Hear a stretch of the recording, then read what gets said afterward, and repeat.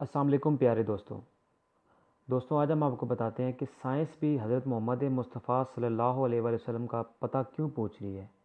کیونکہ نبی کریم صلی اللہ علیہ وسلم نے بیت الخلاء میں تھوکنے سے کیوں منع فرمایا تھا۔ تو جب سائنسدانوں نے اس پر تحقیق کی تو ان کو کیا حیران کن انکشافات ہوئے۔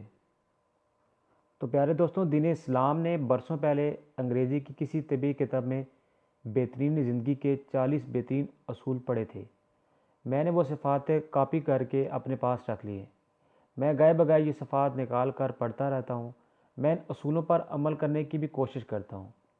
میں نے 10 سال قبل تفاسیر اور احادیث کا مطالعہ شروع کیا تو پتہ چلا کہ یہ 40 اصول دنیا کے کسی طبی ادارے یا یورپ اور امریکہ کے کسی سیلف ہیلپ انسٹیٹیوٹ نے ڈیولپ نہیں کیے۔ یہ تمام اصول پیارے نبی کریم صلی اللہ علیہ وسلم کی حیات طیبہ کا نچوڑ ہیں۔ یہ سیرت نبی صلی اللہ علیہ وسلم سے اخذ کیے گئے ہیں۔ ہمارے پیارے نبی رسول اللہ صلی اللہ علیہ وسلم نے پوری زندگی اپنے اصحاب رضی اللہ عنہ کو ان اصولوں کی ٹریننگ دی۔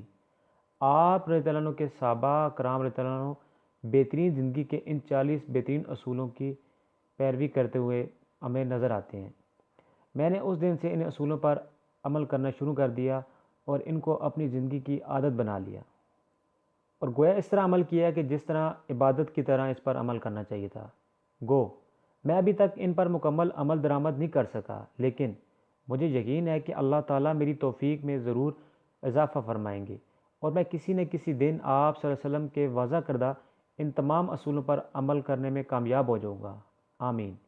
یہ 40 اصول کیا ہیں؟ آپ وہ اصول اور ان اصولوں کی جدید سائنسی توجیہات ملاحظہ کیجئے۔ مجھ سے اگر تشریح میں کوئی غلطی ہو جائے تو مجھے معاف کر دیجیے گا۔ میرے لیے دعا بھی فرمائیے گا۔ آپ صلی اللہ علیہ وسلم نے فرمایا، فجر اور اشراق، عصر اور مغرب اور عشاء کے دوران سونے سے باز رہا کرو۔ اس فرمان میں ہے کہ بے شمار طبی حکمتیں پوشیدہ ہیں۔ مثلا آج میڈیکل سائنس نے اس کا نچوڑ کیا ہے کہ کرۂ ارض پر فجر اور اشراق کے دوران آکسیجن کی مقدار سب سے زیادہ ہوتی ہے۔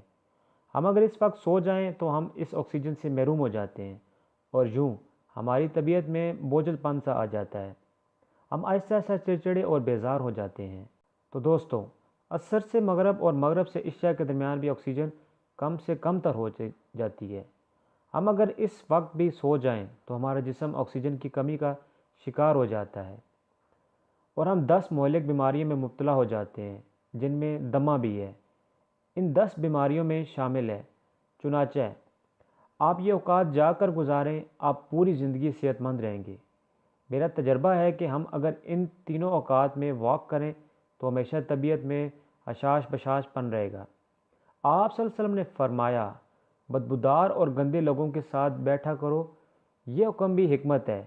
لہٰذا بدبو انسان کو ڈپریس کرتی ہے، جبکہ خوشبو ہماری توانائی میں اضافے کا باعث بنتی ہے۔ تو دوستو، انسان اگر روزانہ 10 منٹ بدبودار اور گندے لوگوں میں بیٹھنا شروع کر دے تو یہ 20 دنوں میں ڈپریس کا شکار ہو جائے گا۔ ہمارے رسول صلی اللہ علیہ وسلم نے ہمیں شاید اس لیے بدبودار لوگوں سے پرہیز کا حکم بھی دیا ہے۔ آپ بھی یہ کر کے دیکھیں، آپ کا مزاج بدل جائے گا۔ آپ صلی اللہ علیہ وسلم نے فرمایا، ان لوگوں کے درمیان نہ سوئیں جو سونے سے قبل بری باتیں کرتے ہیں۔ یہ فرمان بھی حکمت کے عین مطابق ہے۔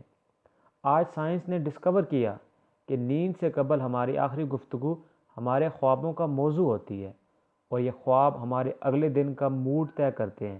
تو جب کہ ہم بری باتیں کریں گے تو ہم برے خواب دیکھیں گے، اور ہمارے برے خواب ہمارے آنے والے دن کا بھی موڈ بن جائیں گے۔ ہم خوابوں کے طے کردہ موڈ کے مطابق دن گزارتے ہیں۔ چنانچہ نیند سے قبل ہماری آخری محفل اچھی ہونی چاہیے تاکہ ہمارا اگلا دن اچھا گزرے گا۔ فرمایا کہ تم لوگ بائیں ہاتھ سے نہ کھایا کرو۔ یہ فرمان بھی عین سائنسی ہے۔ ہمارے دماغ کے 2 حصے ہیں، دایاں اور بایاں۔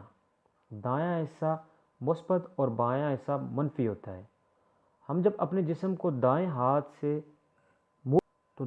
سے فیڈ کرتے ہیں تو ہماری مثبت سوچ مضبوط ہو جاتی ہے، اور جب ہم اپنے بدن کو بائیں ہاتھ سے کھلاتے ہیں تو ہماری منفی سوچ طاقتور ہو جاتی ہے۔ تو دوستوں، آپ اس بات کا مشاہدہ کر لیں کہ بائیں ہاتھ سے کھانے والے اکثر لوگ منفی سوچ کے ملیں گے۔ یہ آپ کو ہمیشہ شکوہ، شکایت، غیبت اور دوسروں کو نقصان پہنچانے نظر آئیں گے۔ اور فرمایا منہ سے کھانا نکال کر نہ کھاؤ، یہ فرمان بھی سائنس نے درست ثابت کر دیا۔ ہمارے منہ میں 10 کروڑ سے 1 ارب تک بیکٹیریا ہوتے ہیں۔ یہ بیکٹیریا مہلک جراثیم بن جاتے ہیں اور یہ جراثیم ہمارے کھانے میں مل جاتے ہیں۔ یہ کھانا جب معدے میں جاتا ہے تو معدے کے غدود ان جراثیم کو مار دیتے ہیں اور یہ ختم ہو جاتے ہیں، لیکن جب ہم جراثیم ملے کھانے کو منہ سے نکال لیتے ہیں تو ان جراثیم کو آکسیجن مل جاتی ہے، اور یہ آکسیجن سیکنڈ کے 1000ویں حصے میں ان جراثیم کی تعداد کھربوں تک پہنچا دیتی ہے، اور یہ جراثیم معدے کے غدودوں سے بھی طاقتور ہوتے ہیں۔ ہم جب منہ سے نکلے لقمے کو دوبارہ منہ میں رکھتے ہیں تو یہ لقمہ معدے میں پہنچ کر زہر بن جاتا ہے، اور یہ زہر ہمارے پورے نظام اعظام کو تباہ کر دیتا ہے۔ آپ کو زندگی میں کبھی کوئی ایسا شخص صحت مند نہیں ملے گا جسے منہ سے لقمہ نکال کر کھانے کی عادت ہو، جبکہ آپ کو ہونٹ پیچ کر اور آواز پیدا کیے بغیر کھانے والے لوگ ہمیشہ صحت مند ملیں گے۔ ہمارے رسول صلی اللہ علیہ وسلم نے فرمایا ہاتھ کے کڑاکے نہ نکالا کرو۔ سائنس کا کہنا ہے کہ ہم میں سے جو لوگ انگلیوں کے کڑاکے نکالتے ہیں ان کے جوڑ کھانا شروع ہو جاتے ہیں، اور یہ جلد از جلد جوڑوں کی درد کی شکایت بھی کرتے ہیں۔ اور فرمایا جوتا پہننے سے قبل اسے جھاڑ لیا کرو۔ ہماری زندگی کے عام واقعات میں کیڑے مکوڑے، بچھو، چھپکلیاں، چھوٹے سانپ اور بھیڑیں ہمارے جوتوں میں پناہ لے لیتی ہیں۔ ہمارے بچوں کے بھی جوتوں میں کیل، کانٹے اور اس ٹائپ کی چیزیں ہوتی ہیں۔ چنانچہ ہم جب جوتا پہنتے ہیں تو ہمارے پاؤں زخمی ہو جاتے ہیں یا پھر ہمیں کیڑے مکوڑے کاٹ لیتے ہیں، لہٰذا جوتا پہننے سے قبل اسے جھاڑ لینا ہمیشہ فائدہ مند ثابت رہتا ہے۔ اور فرمایا نماز کے دوران آسمان کی طرف نہ دیکھو، یہ فرمان بھی درست ہے۔ آسمان میں ایک وسعت ہے اور یہ وسعت ہمیشہ ہماری توجہ کھینچ لیتی ہے۔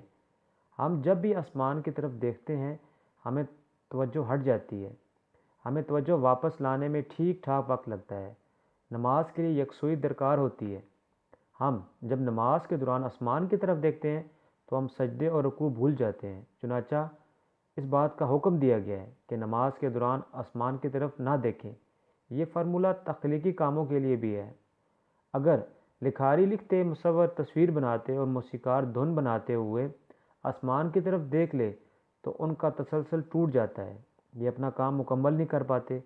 شاید یہی وجہ ہے کہ دنیا کا زیادہ تر تخلیقی کام بند کمروں میں مکمل ہوا ہے، یہ کھلی فضا میں پروان نہیں چڑھ پاتا، اور دنیا کا ہر ماسٹر مائنڈ پیس بند کمرے میں تخلیق ہوا۔ آپ تخلیق کا آئیڈیا لینا چاہتے ہیں تو آپ کھلے آسمان کے نیچے کھلی فضا میں واک کریں، آپ آئیڈیا سے مالا مال ہوں گے۔ لیکن اگر آپ آئیڈیاز پر کام کرنا چاہتے ہیں تو پھر آپ کمرے میں بند ہو جائیں، آپ کمال کر دیں گے۔ آپ کو انبیاء علیہ السلام، اولیاء اور بزرگان دین بھی بند غاروں میں مراقبے کرتے ہوئے ملیں گے۔ یہاں تک کہ مہاتما بدھ کو بھی نروان ایک درخت کے نیچے ملا تھا جس سے آسمان دکھائی نہیں دیتا تھا۔ وہ درخت اتنا گھنا تھا کہ وہ بارش تک کو روک لیتا تھا۔ آپ صلی اللہ علیہ وسلم نے فرمایا رفع حاجت کی جگہ یعنی ٹوائلٹ میں مت تھوکا کرو۔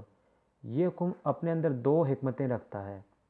ٹوائلٹ میں تھوکنے سے بعد میں آنے والوں کو بھی تکلیف ہوتی ہے، اور دوسرا ٹوائلٹس میں لاکھوں قسم کے جراثیم بھی ہوتے ہیں۔